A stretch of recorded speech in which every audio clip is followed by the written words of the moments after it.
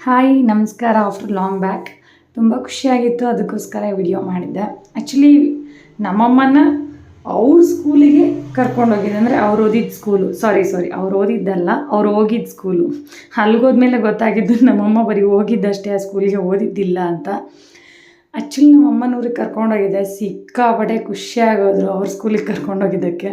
ಹಂಗೆ ನೋಡ್ತಾಯಿದ್ರು, ನಾನು ಅದುವಾಗ ತುಂಬ ಚಿಕ್ಕದಾಗಿರ್ತೀವೋ ದೊಡ್ಡದಾಗ್ಬಿಟ್ಟಿದೆ ಸ್ಕೂಲು ಅಂದರು. ಆ್ಯಕ್ಚುಲಿ ಅವ್ರನ್ನ ಆ ಸ್ಕೂಲ್ ಮಾಸ್ಟ್ರು ಮುಂದೆ ಕೂರಿಸ್ದಾಗಂತೂ ಇನ್ನೂ ಖುಷಿಯಾಗೋಯ್ತು ನನಗೆ. ಯಾಕೆಂದರೆ ನಮ್ಮನ್ನು ಇದೇ ಥರ ಕೂರಿಸ್ಬಿಟ್ಟು ಭಯಪಡಿಸಿದ್ದು ಉಂಟಲ್ವ ಅವರು. ಅದಕ್ಕೆ ಅದಾದಮೇಲೆ ನೆಕ್ಸ್ಟ್ ವಿಸಿಟ್ ಮಾಡಿದ್ದು ದೇವಸ್ಥಾನಕ್ಕೆ. ಆ್ಯಕ್ಚುಲಿ ತುಂಬ ವರ್ಷ, ಆಲ್ಮೋಸ್ಟ್ ನಾನು ಈ ದೇವಸ್ಥಾನಕ್ಕೆ ವಿಸಿಟ್ ಮಾಡಿ 10 ವರ್ಷ ಆಗೋಯಿತು. ನಮ್ಮಮ್ಮನವರು ತುಂಬ ಚೆನ್ನಾಗಿದೆ, ನೋಡೋಕ್ಕೂ ಚೆನ್ನಾಗಿದೆ, ಹೋಗೋಕ್ಕೂ ಚೆಂದ. ಏನೇ ಆದರೂ ಒಂದಷ್ಟು ಮೆಮೊರೀಸ್ಗಳಿದೆ, ಗುಡ್ ಆ್ಯಂಡ್ ಬ್ಯಾಡ್ ಬೋತ್. ಹಾಗೆ ನಮ್ಮಮ್ಮಂಗೆ ಸಿಕ್ಕಾಪಟ್ಟೆ ಖುಷಿಯಾಗೋಯ್ತು ದೇವಸ್ಥಾನ ಕರ್ಕೊಂಡೋಗಿದ್ದು. ನಾನೋಗಿ 10 ವರ್ಷ ಆಯಿತು, ನಮ್ಮಮ್ಮ ಆಲ್ಮೋಸ್ಟ್ 2 ವರ್ಷದ ಮುಂಚೆನೆಲ್ಲ ಹೋಗಿದ್ರಂತೆ ದೇವಸ್ಥಾನಕ್ಕೆ. ನಾನು ಹೋಗಿರಲಿಲ್ಲ, 2 ವರ್ಷ ಮುಂಚೆ ಊರಿಗೆ ಹೋದರೂ ಕೂಡ ದೇವಸ್ಥಾನಕ್ಕೆ ಹೋಗೋಕ್ಕಾಗಿರಲಿಲ್ಲ.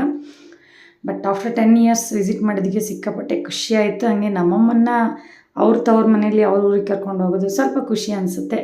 ಇದನ್ನೆಲ್ಲ ಮುಗಿಸ್ಕೊಂಡು ನಮ್ಮಮ್ಮಂಗೆ ಸ್ವಲ್ಪ ಕಾಲು ಎಳೆದು ಹಾಗೇ ದಾರಿ ಉದ್ದಕ್ಕೂ ಸ್ಟೋರಿ ಹೇಳ್ತಾಯಿದ್ರು, ಇಲ್ಲಿ ಇತ್ತು ಇಲ್ಲ ಅದಿತ್ತು ಅಂತ. ಅವ್ರ ಬಾಯಲ್ಲಿ ಕೇಳೋಕ್ಕೆ ಒಂದು ಚೆಂದ ಅಲ್ವಾ. ಕೇಳ್ತಾ ಬಂದ್ವಿ ದಾರಿ ಉದ್ದಕ್ಕೆ ಅವ್ರ ಸ್ಟೋರಿಗಳನ್ನ. ಯಾಕೆಂದರೆ ಕೇಳಿಸ್ಕೊಳ್ಳೋಕ್ಕಿದ್ದು ನಾನು ನನ್ನ ತಮ್ಮ ಇಬ್ಬರೇ ಅಲ್ವಾ, ಸೊ ಬೋರಿಂಗ್ ಇಲ್ಲ, ಕೇಳಿಸ್ಕೊಳ್ಳೇಬೇಕಾಗಿತ್ತು. ಖುಷಿ ಅನಿಸುತ್ತೆ ಅವ್ರ ಅನುಭವಗಳು.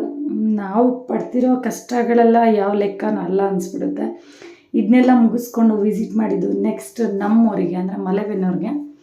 ಅಲ್ಲಿ ಸ್ವಲ್ಪ ಹೊತ್ತು ಹೋಗ್ಬಿಟ್ಟು ಚೆನ್ನಾಗಿ ಮಕ್ಕಳ ಜೊತೆ ಆಟ ಆಡಿ, ನಮ್ಮ ಯದುವೀರ್ ಯದ್ವಿಕನ ಜೊತೆ ಮನೆಯೆಲ್ಲ ಸ್ವಲ್ಪ ಗಲೀಜು ಮಾಡಿ, ನಮ್ಮ ಕಾವ್ಯಮ್ಮಗೆ ಸ್ವಲ್ಪ ಕೆಲಸ ಕೊಟ್ಟು ಬಂದ್ವಿ.